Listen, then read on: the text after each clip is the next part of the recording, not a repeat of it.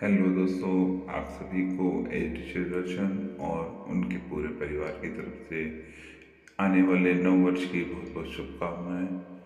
ये 2026 आप सभी के लिए मंगलमय हो। बाबा महाकाल अपने आशीर्वाद सभी पे बनाए रखें। हर हर महादेव। चलिए सुनते हैं आज के अमृत वचन।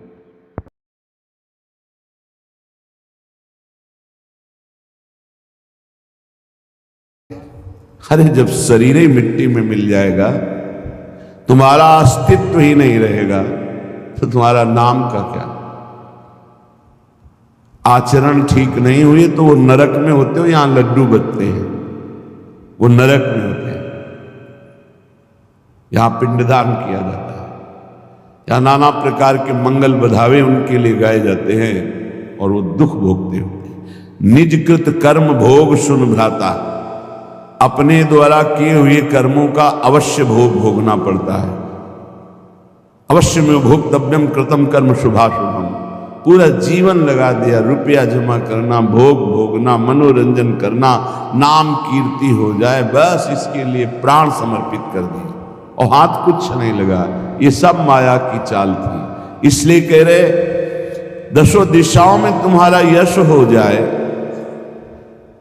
लोक रंजन कर लिया, सब तुम्हें बहुत प्यार करते हैं, किंतु हाय तुमने वृंदावनाधीश्वर श्यामा श्याम को नहीं प्रसन्न कर दिया, उनका यश नहीं गाया, उनका नाम जप नहीं किया किशोरी किशोर का, तो क्या किया? व्यर्थ गया तुम्हारा जीवन। ऐसे ऐसे वीर हुए कि अकेले पूरे विश्व को परास्त कर दिया। जब अर्जुन ने दसों दिशाओं पर विजय प्राप्त करके राजसूय यज्ञ का अनुष्ठान निश्चित किया, तो कर्ण ने कहा कोई बड़ी बात नहीं है, ये सेना लेकर गया था, मैं अकेले जाऊंगा और जिन जिन को परास्त किया उनको सबको परास्त करके आऊंगा। ऐसा ही किया, अकेले वीर केवल धनुष के बल से पूरे विश्व को परास्त किया। भगवान सूर्य के अंश से प्रकट हुआ, अर्जुन के समस्त भाइयों में बड़ा भाई है, कुंती नंदन कर्ण है। कहां रहा, कहां रही इनकी वीरता, कहां रही? केवल गाथाएं इतिहास में, सत्ता ही खत्म। अगर भगवान की प्राप्ति नहीं हुई तो कुछ नहीं, बड़े बड़े वीर हो गए। जब बड़े बड़े दिक्पालों के सामने जाकर बाणासुर भुजा ठोकता तो चिघाड़ मारकर भाग पड़ते। हजार भुजाएं भगवान शिव का दिया हुआ वरदानी अपार बलशाली कहां गया? भगवान दत्तात्रेय जी का कृपा पात्र 88,000 वर्ष तक जवान रहकर विषयों का सेवन करने वाला शास्त्राबाहु अर्जुन, उसकी भी 1000 कहां गया? तुम्हारा क्या नाम होगा? तुम क्या दो भुजाएं, कितनी चौड़ी छाती है, कितनी? तुम ऐसे तो नहीं हो कि पत्थर में मारो तो पत्थर चकनाचूर हो जाए, एक ईंटा कस के मार दे तो मर जाओगे। ये कितना बड़ा बल है, क्या यश कमाल होगी। थोड़ा प्रोटीन वोटीन खा के ऐसे तो वो किस काम में आएगी? काम को परास्त कर पाओगे इससे? क्रोध को, लोभ को, मोह को? तो जाना तो नरक ही पड़ेगा। यमराज के सामने थोड़ी वह बाटी दिखाओगे। नाम जप करो। अगर भगवान नाम जप करते हुए शरीर स्वस्थ रखो, समाज की, राष्ट्र की सेवा करो, तो धन्य है तुम्हारा शरीर पुष्ट होना। और केवल फोटो में, वीडियो में आ गए, थोड़ा चार लोग वाह वाह कर दिए, न नाम जपा, न भगवान का आश्रय लिया, न जीवों पर दया की, राक्षस बन करके मांस खा के अपने मांस को बढ़ाकर फोटो खिंचवा लिए, वो फोटो भी नष्ट होगी और जो खिंचवाया वो शरीर भी नष्ट होगा, और जो पाप किए वो दुर्गति नरक में भोगनी पड़ेगी। अब इस अध्यात्म को, इस सत्य को सुनना कौन पसंद करेगा? होश में हो जाओ अभी, होश में। अंतिम निर्णय में, फाइनल में जब पहुंचोगे तो किसी काम के नहीं रहोगे। तुम्हारा क्या शरीर है? बता रहे हैं जो जाकर भुजा ठोक देते थे तो लोक के लोग खाली हो जाते थे। उस रावण की खोपड़ी में पैर मारते थे बंदर, जैसे फुटबॉल पे मारते हैं। मंदोदरी देख कर कह रही थी, ओहो, प्रीतम समझाती थी कि सच्चिदानंद भगवान श्री राम है, भजन कर लो, इनका विरोध मत करो। लेकिन नहीं माने तो राम विमुख हाल तुम्हारा। ये तुम्हारा हाल जो हो रहा है ना, ये राम विमुख होने के कारण। राम विमुख असहाल तुम्हारा, रहा नको कुल रोवनिहारा। इसलिए हे भाई, यशो भी पूरिता आसाहा। जैसे कोई बंदर को पिंजड़े में बंद करके ले आवे, ऐसे बंदी बना के देवराज इंद्र को मेघनाथ ला के रावण की सभा के सामने पटक दिया। ऐसे बलवानों के द्वारा पूजित था रावण। अगर बराबर जगा रहे तो आहार ही न पूर्ण हो पावे, ऐसा कुंभकर्ण भाई आहार में खा जाए सबको, अगर बराबर जगता रहे। नरांतक देवांतक ऐसी सभा के प्रवेश करने में दिक्पाल देवता कांपते थे। हनुमान जी ने देखा है, मैं जिस समय सभा में ले गए तो कर जोरे सुर दिसिप विनीता, भ्रकुट बिलोकत सकल सभीता। वहां सिंहवत राम भक्त की गर्जना, जय श्री राम। कोई डर नहीं, कोई हाथ जोड़ना नहीं, समझाना होश में हो जा। ये भगवान का बल, उसी बल से बलवान होकर वो उन्हीं बल समुद्र का अपमान कर रहा था। उसके अंदर जो बल था भगवान का ही बल था, जीव समझ नहीं पाता। इसलिए बल का अभिमान, धन का अभिमान, ज्ञान का अभिमान, विद्वता का, कई तरह के, ये सब व्यर्थ है। किस बात का अभिमान? हम बार बार कह रहे, कल एक प्रश्न करता कह रहे थे कि अभिमान का त्याग नहीं हो रहा। कैसे त्याग? एक रोम गिर जाए तो आप उसे उठा के लगा नहीं सकते हो। तुम क्या कर सकते हो? अपना बुरा कर सकते हो। अगर भला हो रहा है तो संत, सदगुरुदेव, शास्त्र, भगवान, इनकी कृपा से हो रहा है।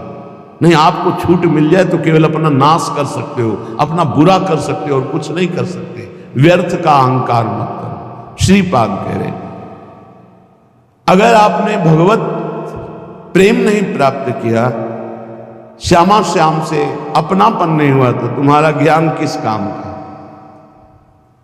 सो योग और ज्ञान, कर्म और धर्म, सबकी सफलता है कि भगवान अपने लगने लगे। थोड़ी सी बात होने पर हृदय में आनंद की लहर, मेरे प्रभु, मेरे प्रीतम। अगर ये भाव नहीं हुआ, तुम्हारा ज्ञान किस काम का? ज्ञानम भक्ति वृत्ति आदि व्यर्थम वृंदावनम बिना। नाम रूप लीला धाम से प्रीति नहीं तो तुम्हारा ज्ञान क्या, तुम्हारा भक्ति क्या, तुम्हारा वैराग्य क्या, सब बेकार हो गया। चौरोयम पतितोयमित्यति वदन् संतर्जयस्ताड़यन्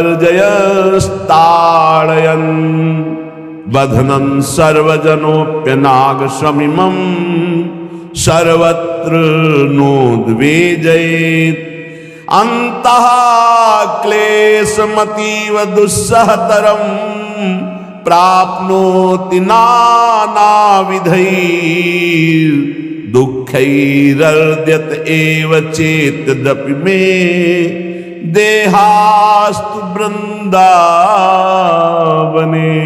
प्रियाजू, एक बार मुझे वृंदावन का आश्रय दे दो, एक बार वृंदावन का वास दे दो। बस मैं त्रुटि नहीं करूंगा, आपको कभी शिकायत नहीं मिलेगी। चाहे मुझे कोई चौरोयम, चोर कह के चोर चोर खूब मारे पीटे, मैं कभी आपसे प्रार्थना नहीं करूंगा कि मेरे साथ ऐसा दुर्व्यवहार न हो। मैंने चोरी नहीं की, फिर भी मुझे चोर कहा जाए, मुझे पीटा जाए। पतितोय मित्यति वदन, हमको बोले कि नीच है, पतित है, दुष्ट है, ऐसा मैं सब सहूंगा। दोष ना होने पर भी मुझे दोषी ठहराया जाएगा तो मैं सहूंगा। आपसे कभी नहीं कहूंगा कि प्रियाजू मैं निर्दोष हूं, मुझे क्यों दंड दिया जा रहा है, कभी नहीं कहूंगा। पर एक बार मुझे वृंदावन वास दे दो, एक बार वृंदावन का आश्रय दे दो। दुखई हृदय, चाहे जितना दुख दो, मैं आपसे प्रार्थना नहीं करूंगा कि सहा नहीं जाता, मैं सब सहूंगा। सच्ची मानिए, अगर आपको अध्यात्म की ऊंचाई पर चढ़ना है तो एक शब्द याद कर लीजिए, सहनशीलता, तितिक्षा। इसको सदैव जीवन में, एक श्लोक गंगा किनारे हमें जीने की सामर्थ्य देता था। जब कभी हमें प्रतिकूलता, दुख प्राय मिलते ही थे तो ये श्लोक, यम ही न व्यथ्यन्ते ते पुरुषम पुरुषर्षभ शम दुखा सुखाधीरम स्व अमृतत्वाय कल्पते। वो अमृत पद का अधिकारी हो जाता है जो आए हुए सारी व्यथाओं को, दुखों को मौन होकर सह लेता है, वो भगवान को प्राप्त होता है। जहां कोई कष्ट होता बस यम ही न व्यथ्यन्ते ते पुरुषम पुरुषस्य शम दुखा सुखाधीरम स्वमृतत्वाय कल्पते। हमें सहना है, हमें भगवत प्राप्ति करनी। अरे छोड़ो, इसने मारा, इसका कर्म जाने, सहो, चलो आगे, चलो आगे बढ़ो। भूख प्यास गर्मी सर्दी मान अपमान दुख सुख, ये सब इस मार्ग के यात्री को मिलते ही हैं। और जो इसको सह गया वो जगत पावन करने वाला महात्मा बन जाता है। वो मम भक्ति युक्तो भुवनम पुनात, लोक के लोक को पावन कर सकता है जो भगवान के चरणारविंद में अपने चित्त को अर्पित कर दिया।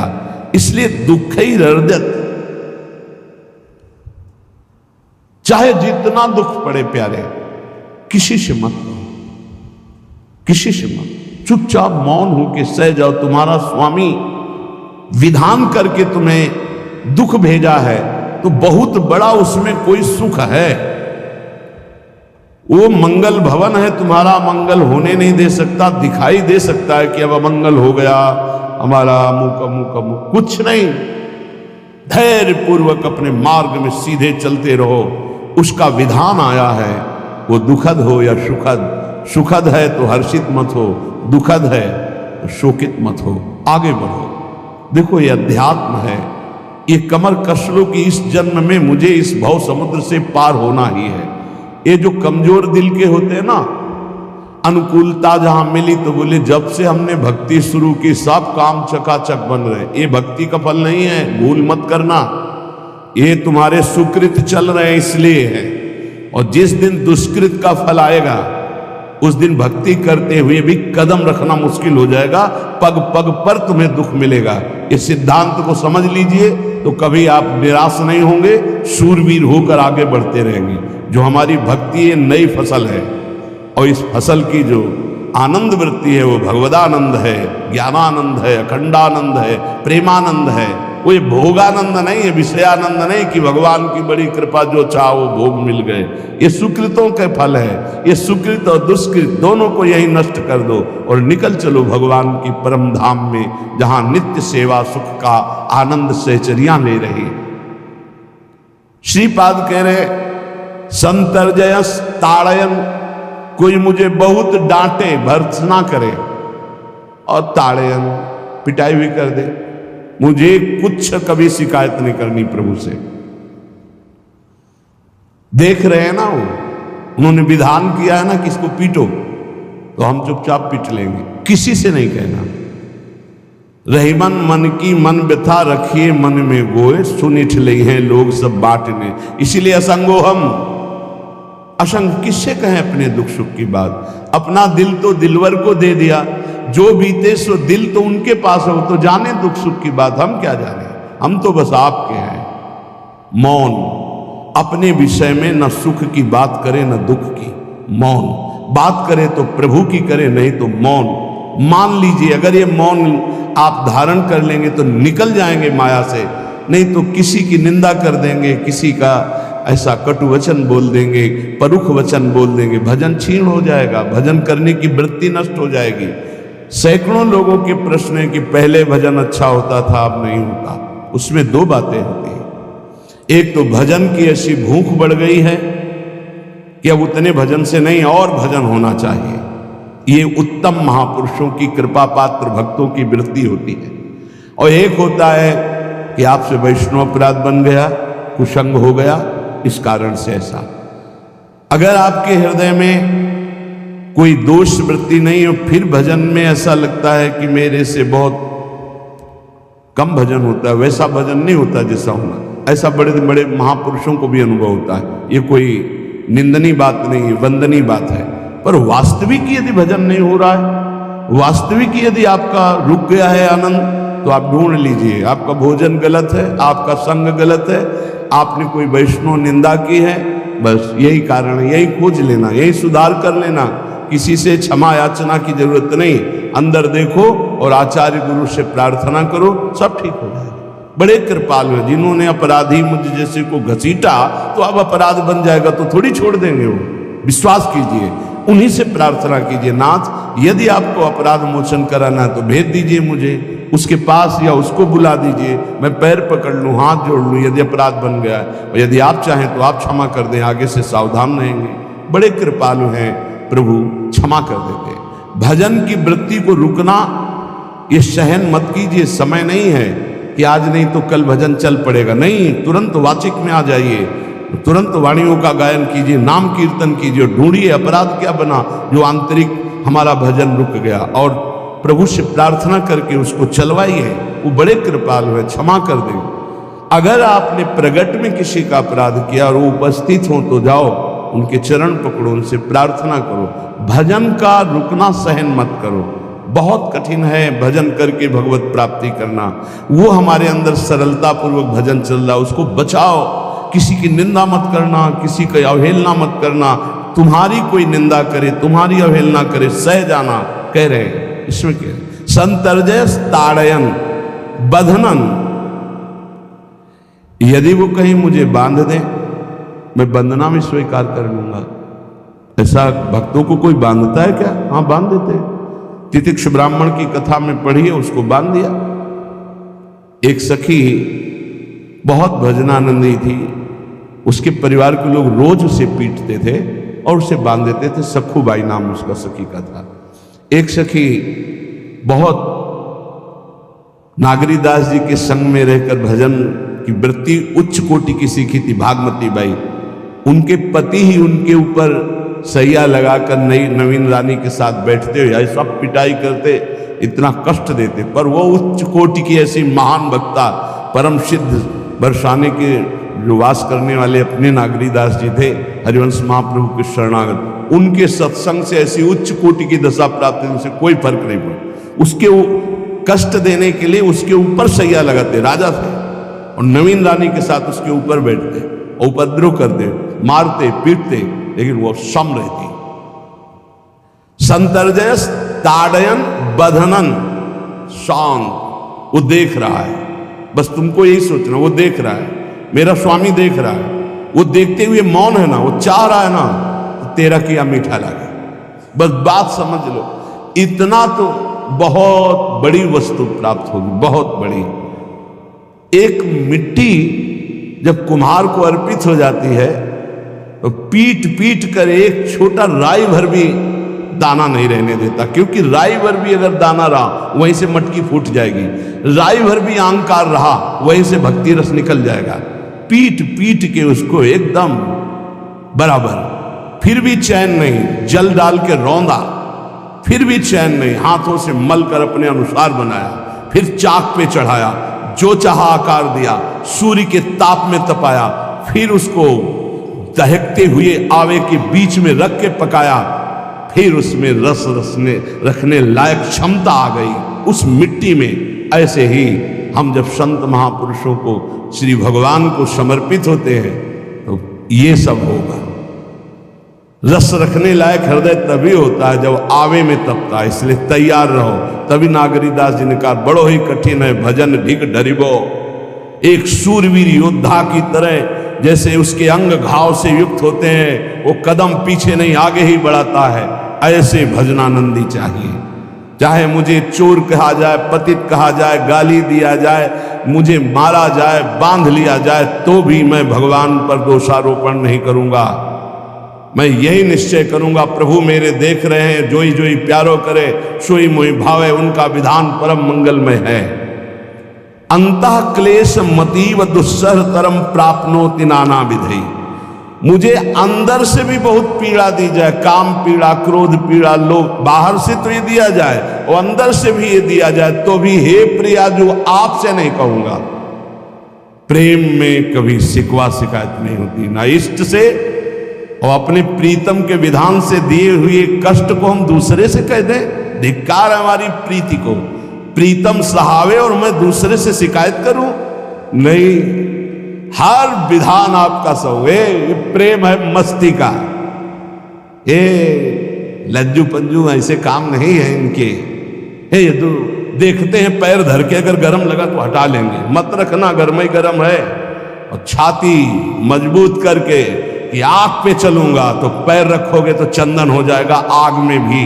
पूरे जीवन की बात कह रहा हूं, पूरे जीवन की। सोचो उस समय जब 13 वर्ष की अवस्था है और घर से निकले थे, कोई साथी नहीं है, कोई समझाने वाला नहीं, और आज इतना जीवन हो गया इसी यार के सहारे हुआ है। इसी यार, ना 1 रुपया कभी था, न रहा है, न रहेगा। प्रेमानंद का 1 रुपया नहीं, प्रेमानंद की 1 वस्तु नहीं, ना रहा ना रहेगा। हाँ, प्रेमानंद की सब वस्तुएं हैं, ना होते हुए भी पूरा विश्व मेरा। क्यों? प्रेमानंद भगवान का है।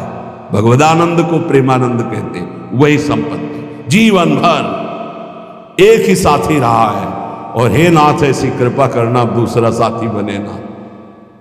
अब आओ तो मृत्यु रूप में ही आओ, और किसी रूप में मत आना। साथी हो तो आपका साथ हो। सर्वहरण करने वालों में मैं मृत्यु हूं, बस उस रूप का इंतजार है। आओ उस रूप में और समेट लो अपनी लीला। बस कभी किसी से शिकायत, कभी किसी ने कैसे हो, आनंद है। नहीं सुना है किडनी खराब है, तो सुना ही होगा, कोई दुख नहीं, कोई दुख नहीं। वर्तमान दुख वर्तमान के आनंद से बहुत छोटा है। क्या दुख है? स्वामी के द्वारा दिया हो। ये आप हमारी प्रार्थना मान लीजिए, इस मार्ग में चलने पर जो दुख मिले कभी किसी से कहना नहीं तो प्रीति में कलंक लग जाएगा, वो तुम्हें प्रभु से हटा देगा।